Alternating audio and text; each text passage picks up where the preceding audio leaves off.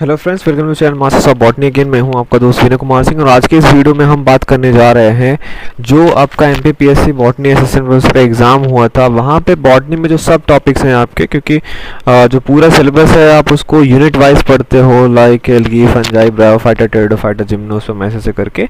तो कुल मिला के 23-24 जो है बॉटनी में सब टॉपिक्स हैं और हर एक एग्ज़ाम में कुछ सब टॉपिक्स जो है वहाँ से ज़्यादा क्वेश्चन पूछे जाते हैं, कुछ सब टॉपिक्स में से कम क्वेश्चन पूछे जाते हैं। तो ये डिपेंड करता है कि उसका सिलेबस कैसा है। मैंने पिछले वीडियोस में आपको बता चुका हूँ। प्लस आपको इनसे ये भी पता चलता है कि आपको किस लेवल का एफर्ट डालना है उस यूनिट का प्रिपरेशन करने के लिए। जैसे कि अगर आप इस क्वेश्चन पेपर में, मैंने बोला कि लाइकेन से मान लो कोई क्वेश्चन नहीं पूछा गया था, अगर एल्गी से 3 क्वेश्चन पूछे गए हैं और फंजाई से 3 क्वेश्चन पूछे गए हैं और प्रीवियसली जो भी आप 8-10 पेपर सॉल्व करते हो उसमें एल्गी से ऐसे ही अगर क्वेश्चन पूछे गए हैं 3-4 तो उन क्वेश्चन का असेसमेंट करके आप लेवल पता कर सकते हो कि आपको उस एमसीक्यू को सॉल्व करने के लिए कितना थ्योरी पढ़ना होगा। क्योंकि अगर आप बुक्स पे जाओगे, जैसे कि एग्जांपल के तौर पे मैं बताता हूँ, जैसे एल्गी के लिए बुक्स आती है, बड़ी बुक्स जैसे सिंह पांडे जैन वगैरह की, उसमें आप देखोगे एल्गी बहुत सारे पेजेस में उनका कंटेंट है। तो क्या हमें उतना कंटेंट वहाँ पे पढ़ना चाहिए कि नहीं पढ़ना चाहिए? तो ऐसे ही आपको पढ़ना है कि जो भी आपके प्रीवियसली जो पेपर्स हुए हैं असिस्टेंट प्रोफेसर के, उसमें यही नहीं, जो भी आपके 23, 24 या 25 सब टॉपिक्स हैं बॉटनी का, आपको यूनिट वाइज क्वेश्चंस अलग करने हैं, इसमें कैसा क्वेश्चन पूछा जाता है, फिर उन एमसीक्यू के हिसाब से थोड़ा सा उसी हिसाब से आपको थ्योरी तैयार करनी है। कि आप उसे एल्गी है, अगर आप इसका नोट्स बनाओगे तो हार्डली 7 या 8 पेजेस में बन जाएगा। अगर आप बुक पढ़ने जाते हो तो वहाँ पे करीब 90 या 100 पेज का आपको बुक में एल्गी का कंटेंट मिलेगा। तो जो इनिशियली इन चीज़ों का प्रिपरेशन करते हैं उनको होती है समस्या कि हमें इस पर कितना जोर देना चाहिए, कौन सी बुक्स पढ़ना चाहिए, कौन सा बुक नहीं पढ़ना चाहिए। तो पहली चीज़ है आपके पास एमसीक्यू की अच्छी से बुक होनी चाहिए, जो भी जहाँ पे क्वेश्चन पूछे गए हैं वो रहे, उनके बेसिस पे आपको थ्योरी पकड़ना है। फिर जितना भी थ्योरी हो वो अगर आपका प्रिपेयर हो जाता है तो आप देखोगे कुछ कुछ बहुत टफ क्वेश्चन पूछे जाते हैं। तो जो भी वो टफ क्वेश्चन है उसके हिसाब से आपको उसमें ऐड ऑन करना है। थोड़ा सा मतलब जितना एग्ज़ाम में पूछा जाता है उससे थोड़ा सा 20%, 25% चीज़ें आपको ज़्यादा आनी चाहिए। आप नोट्स और उतना आप स्ट्रॉन्ग बनाओगे।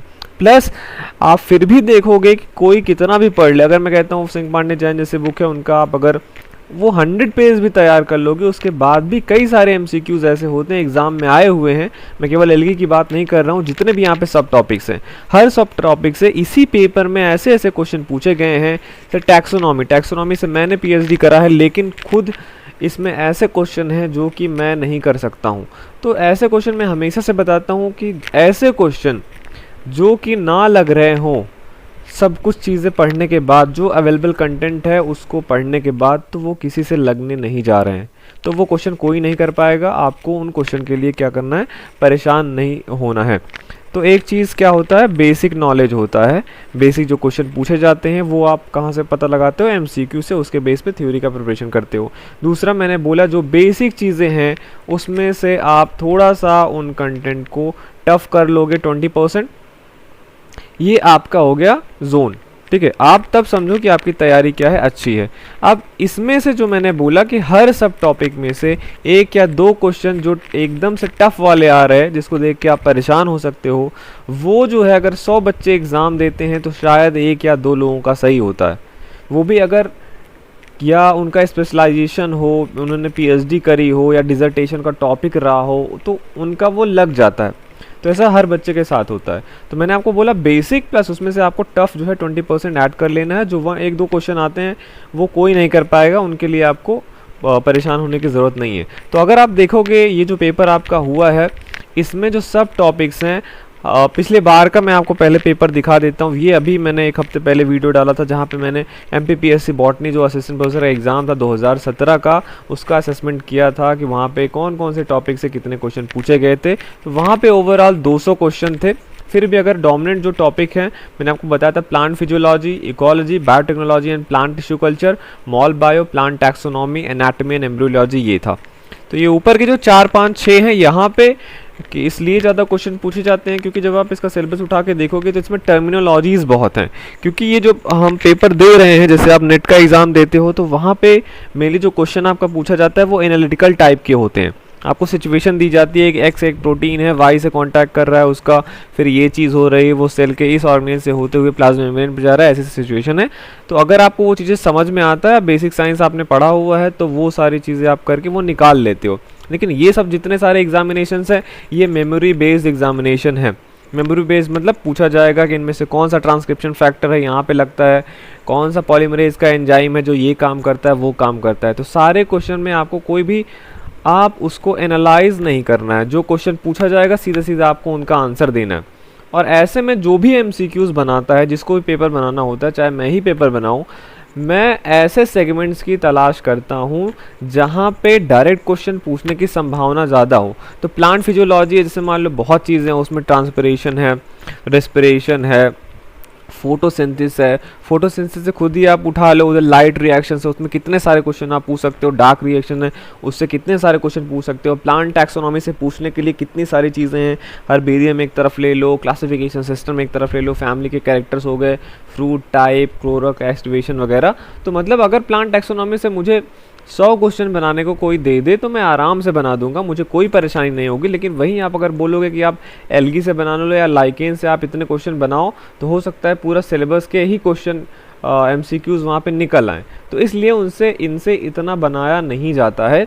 तो सबसे इसलिए हर आप एग्ज़ाम में देखोगे ये जो टॉपिक्स हैं ये वहाँ पे डोमिनेट करते हैं। प्लांट फिजियोलॉजी हो गया, इकोलॉजी हो गया, बायोटेक्स में इसमें भी बहुत सारी चीज़ें हैं, टिश्यू कल्चर इसी में आता है, जितने भी टेक्निक्स हैं उससे रिलेटेड, रिस्ट्रिक्शन एंजाइम हो गया, वेक्टर्स हो गया, तो जो करंट जो ट्रांसजेनिक प्लांट्स हो गए, ये सारी चीज़ें। मॉल बायो में आप आओगे, ट्रांसक्रिप्शन, ट्रांसलेशन, और जो वो है आपका ट्रांसक्रिप्शन हो गया, ट्रांसलेशन हो गया, रेप्लिकेशन हो गया, इसमें बहुत सारे टाइप के एंजाइम्स है, ट्रांसक्रिप्शन फैक्टर्स वो हो गया, वहाँ से क्वेश्चन पूछे जा सकते हैं। ऐसे एनाटॉमी में आप ले लो, लीफ का एनाटॉमी, स्टेम का एनाटॉमी, रूट का एनाटॉमी, कई सारे थ्योरीज दी गई हैं। एम्ब्रियोलॉजी से भी ऐसे आप पूरा देख सकते हो। पॉलिनेशन का आता है आपका मेगास्पोरोजेनेसिस, माइक्रोस्पोरोजेनेसिस, जितने टाइप के एंडोस्पर्म पाए जाते हैं, एम्ब्रियो बनते हैं, उनका टाइप, एम्ब्रियोजेनेसिस के टाइप, तो ये सब सारे हैं। फंजाई भी उठा लिया जाता है, इनसे बहुत सारी डिजीज़ होती हैं, तो वो सारी चीज़ें यहाँ से आप जो एग्ज़ामिनर जो होता है वो बनाता है।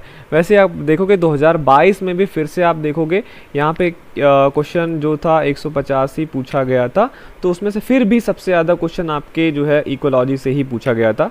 16 क्वेश्चन थे 150 में से। उसके बाद ये देखिए आपका बायोटेक्नोलॉजी, प्लांट फिजियोलॉजी, जो मैंने बोला था जो वो हैं पॉपुलर टॉपिक्स हैं, इसमें माइक्रोबायोलॉजी से इस वाले क्वेश्चन पेपर में ज़्यादा क्वेश्चन आए थे। बाकी आप देख लो ecology, biotechnology and plant tissue culture, physiology हो गया, प्लांट टैक्सोनॉमी हो गया, और ऐसे जो दूसरा सेगमेंट है आप ले लो मॉल बायो से भी जो है सेम पैटर्न वही था लगभग, पर इन्होंने इसमें माइक्रोबायोलॉजी से ज़्यादा क्वेश्चन पूछ लिया है। बाकी सारी चीज़ें क्या है इन्होंने कम कर दिया है माइक्रोबायोलॉजी से पूछ के, और आप देखो इधर एल्गी फंजाई से इन्होंने काफ़ी कम क्वेश्चन पूछे हैं।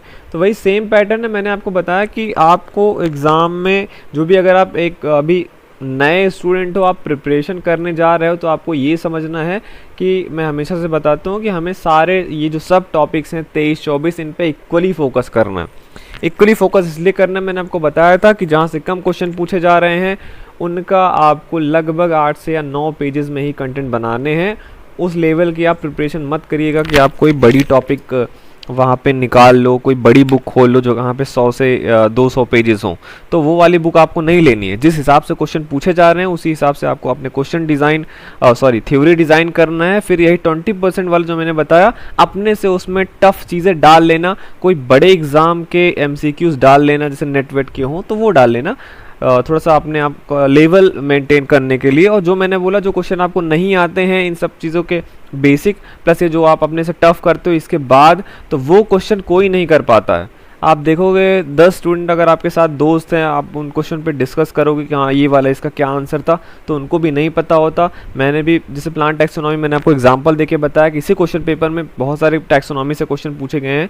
ये हैं नंबर मैंने बताया 11 क्वेश्चन से, 11 क्वेश्चन में से 2-3 क्वेश्चन ऐसे हैं जो टैक्सोनॉमी के मुझे नहीं आते, मेरा फील्ड ऑफ स्पेशलाइजेशन टैक्सोनॉमी है, उसके बाद भी नहीं आते। तो वही है कि जिन भी टॉपिक से बेसिक टाइप के क्वेश्चन आ रहे हों उन पे आपको परेशान होना है। मैंने एक और वीडियो बनाया था, वहाँ पे मैंने आपको बोला अगर आपको बेसिक क्वेश्चन जो नीट लेवल के हैं वो आपको नहीं आते हैं, वो आपसे छूट जाते हैं, तो आपको परेशान सबसे ज़्यादा उस पे होना है, ना कि जो ऐसा क्वेश्चन हो जो कोई स्टूडेंट कर ही ना पा रहा हो। तो वो कोई नहीं कर पाएगा, बहुत कम चांसेस हैं कि उससे नंबर मिला हो। तो अगर 150 क्वेश्चन है, आप मान के चलो कि बेसिक जो क्वेश्चन है 70-80 मान लो, उसके बाद वाले जो थोड़ा सा एक्स्ट्रा टैलेंटेड होते हैं उनके लिए छोड़ दो, जो 10-12 लोग रहेंगे, और जो एग्जाम से टफ है वो अब कोई पूरे में से पूरा नंबर लेके नहीं आता है। और सिलेक्शन आप देखो कि कट ऑफ जितना जाता है, कट ऑफ ऐसा नहीं होता कि 100% कट ऑफ आता है हमेशा। जितने भी एग्ज़ाम होते हैं आप देखोगे, चाहे जो भी रहा हो, यहाँ मैं नेट की ही बात करता हूँ, जो एक टफ एग्ज़ाम है 50-55 का कट ऑफ का ये मतलब होता है कि कोई भी एग्ज़ाम आप दे रहे हो उस पर अगर आपका सिलेक्शन मिल जा रहा है 55 या 60% पे, इसका मतलब है 40% छोड़कर भी आप उस एग्ज़ाम को क्वालिफाई कर सकते हो। और उसमें बेसिक जो मैं आपको बता रहा हूँ, बेसिक नॉलेज बड़ा आपका काम करता है।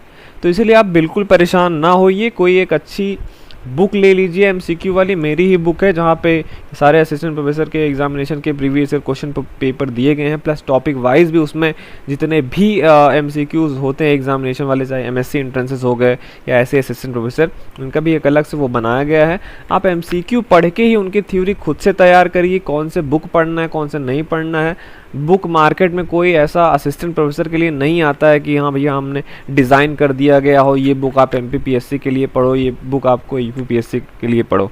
आपको 6-7 बुक लेना है छोटी छोटी। ये जितने सारे क्वेश्चन हैं नीट के लेवल के हैं, 12th लेवल का ही आपको नॉलेज चाहिए इसके लिए। कभी कभी ये परेशानी होती है उन बच्चों के लिए जो पीएचडी कर रहे हैं 6 से 7 साल तक, उनका बेसिक नॉलेज छूट जाता है। अभी आप लोग मोस्टली जो है क्वालिफाई कर रहे हो, यंग हो, अभी आप बीएससी करके आ रहे हो, जस्ट एमएससी एंट्रेंसेस दे रहे हो, आपने नेट क्लियर किया 1 साल के अंदर, तो ये सब बेसिक क्वेश्चन है। अब बहुत आसान क्वेश्चन है, बेसिक बुक ही पढ़िए, थोड़ा सा बढ़ा के रखिए, ये सारी चीज़ें हो जाएंगी। तो ये था डिस्ट्रीब्यूशन पैटर्न, मैंने आपको बताया इसलिए कि कुछ भी इम्पॉर्टेंट चीज़ें नहीं होती हैं किसी भी एग्ज़ाम के लिए। इम्पॉर्टेंट का मतलब अगर आप किसने क्वेश्चन उस यूनिट से पूछे जा रहे हैं उससे आप लगाते हो तो ऐसी कोई बात नहीं है। अगर आप इकोलॉजी, आपको लगता है कि इस वीडियो को देखने के बाद कि इकोलॉजी सबसे इम्पॉर्टेंट टॉपिक है क्योंकि वहाँ से 16 क्वेश्चन पूछे गए हैं, तो आप इकोलॉजी का सिलेबस उठा के देख लो, इकोलॉजी के टर्मिनोलॉजीज उठा के देख लो, बहुत ज़्यादा है। टैक्सोनॉमी उठा के देख लो, आप कंफ्यूज हो जाओगे। वहीं अगर जिनसे 1-2 क्वेश्चन पूछे गए हैं, मैंने आपसे बोला आप इनका 6 से 7 पेजेस का ही नोट्स बना सकते हो। तो ये बस आपको एग्ज़ाम में परेशान करने के लिए सारी चीज़ें हैं। अगर आप किसी भी एग्ज़ाम की प्रिपरेशन कर रहे हो, सीधा मैंने बोला आप पेपर्स उठाइए पुराना, उससे असेसमेंट करिए कि किस लेवल की थ्योरी मुझे प्रिपेयर करना है। थोड़ा सा मैंने बताया, थोड़ा सा और उसको स्ट्रॉन्ग बना लीजिए। जो क्वेश्चन आपको नहीं आते हैं या बहुत लोगों को नहीं आते, उस पर आपको परेशान होने की ज़रूरत नहीं है। जो कट ऑफ है मैंने आपको वो भी बोला कि 50, 55 या 60 रहता है, बहुत टफ एग्ज़ाम है, उस पर जॉब मिल रही है आपको। सीधा सा मेहनत, ये असिस्टेंट प्रोफेसर का एग्ज़ाम है, आपको सैलरी मिलने जा रही है 80-90 हज़ार रुपये।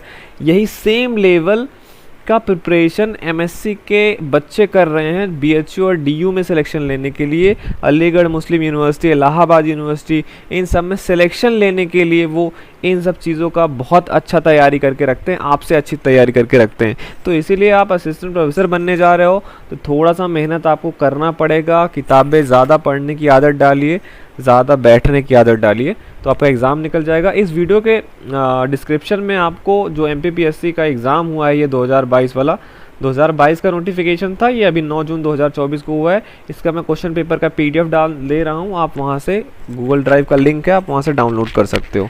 तो चलता हूँ मैं, ये था मैंने जो है सारे क्वेश्चन का आंसर एक्सप्लेनेशन भी बता दिया है 3 पार्ट में 50-50 क्वेश्चन करके। उसका लिंक भी आपको इस वीडियो के डिस्क्रिप्शन में मिल जाएगा।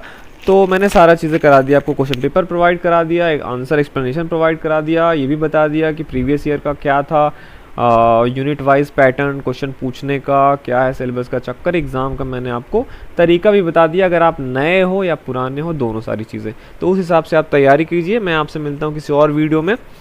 देखते रहिए masters of botany and thank you for watching this video.